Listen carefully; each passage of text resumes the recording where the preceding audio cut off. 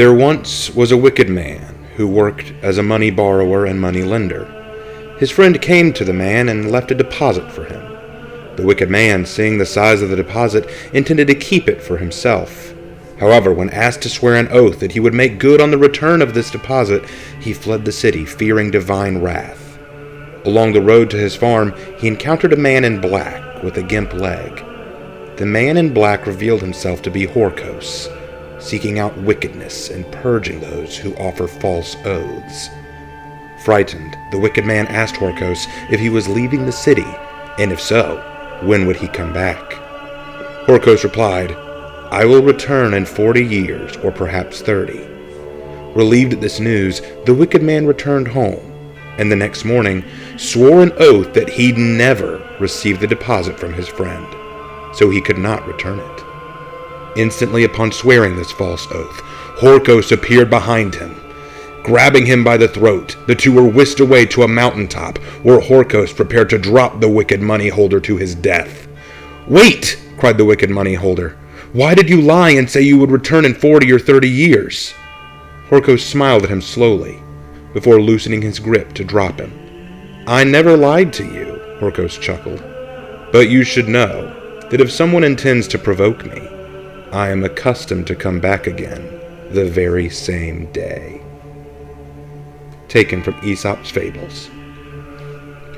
With the new Battle Pass and For Honor, we're introduced to some real kick-ass new emotes, art, costumes, and colors, but one figure keeps getting mentioned again and again. Horkos. The Horkos Arcania paint patterns, Horkos Aether symbol, Horkos crystal battle outfits. Horkos is everywhere. Everything is coming up Horkos, and the only thing we can see about him is that he appears as a phantom figure with a stitched leather hat and a ghostly green glowing eye. He has a feathered collar around him and looks something like a plague doctor. And in one of the executions, we see a Horkos-style execution where you force-feed poison to a victim. I'm sure with all these references, the question must be asked, who is Horkos? The answer might surprise you. According to Greek mythology, Horkos is the personification of punishment to be inflicted on those who swear false oaths or break a vow. Aesop, the famous fable writer, even alludes to Horkos when he states, "Retribution is swift where this god is defied." In modern courts, there are penalties for perjury, and many of these perjuries, or at least the spirit of them, relate back to the ancient Greeks and Horkos. You see, the ancient Greeks believed that when you swore an oath, you not only swore it to a person or to the court, you swore it to the gods. And even the gods were answerable to Horkos. Horkos himself is said to be the son of Eris, who is the personification of strife, and he is brothers to hardship, pain, starvation, murder, quarrel, lies, ruin, and dysnomia, or anarchy. When he was born, it is said that he was to be a plague on those who take false oaths. One thing continuously rings true. Horkos is the embodiment of divine punishment for the dishonest and unfaithful. Swearing an oath is like swearing to the gods, like I said before. Even the gods were answerable to him. Divine punishment was often warned as the consequence for dishonesty and oath-breaking. This was serious stuff. So, with all that in mind, how does any of this tie into For Honor? Well, I have a few theories. Watch the new opening story trailer and take note of Apollyon's speech. Notice the number of times she mentions dishonesty, lies, falsehoods, wickedness, and listens to what she says she's going to do about it. What they must do. What do we fight for?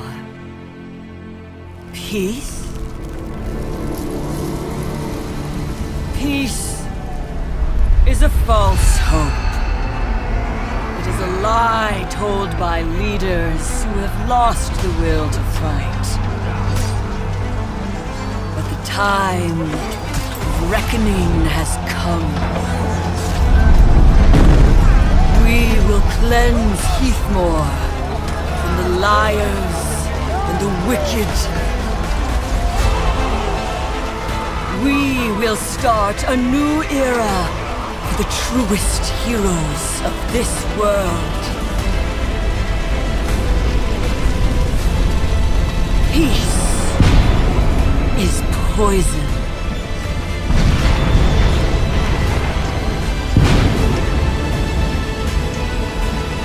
We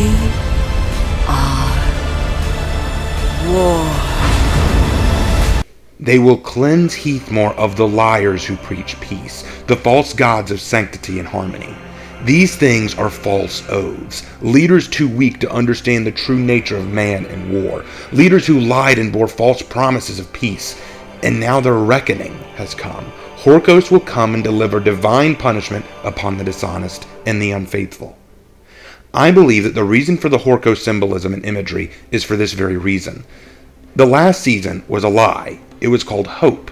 But the peace and hope was supposedly that everyone supposedly fought for was a mistake or a falsehood. And now the warriors are figuring that out.